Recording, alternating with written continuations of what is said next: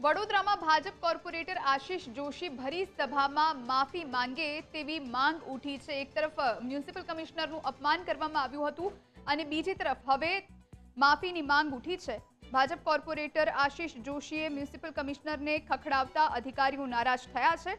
અધિકારીઓએ મેયરને મળીને આ મુદ્દે રજૂઆત કરી છે। મ્યુનિસિપલ કમિશનરના અપમાનથી તમામ કર્મચારીઓ નારાજ હોવાની વાત ડેપ્યુટી મ્યુનિસિપલ કમિશનરે જણાવી। મ્યુનિસિપલ કમિશનરના હોદ્દાની ગરિમાને ઠેસ પહોંચી છે। નોંધનીય છે કે વડોદરા મહાનગરપાલિકાની સામાન્ય સભામાં કોર્પોરેટર આશિષ જોશી અને વીએમસી કમિશનર દિલીપ રાણા વચ્ચે ઉગ્ર બોલાચાલી થઈ હતી।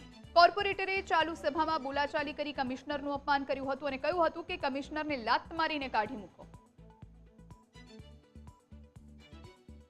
રજૂઆત કરેલી છે કે સભાસદ સભાની મર્યાદામાં રહી અને ચોક્કસ રજૂઆત કરી શકે છે, પરંતુ મર્યાદાની બહાર જઈ ઉદ્ધતાઈથી અને ગેરવર્તન કરી અને કમિશનર સાહેબનું અપમાન કરે આ વર્તન કદાપી ચલાવી ના લેવાય।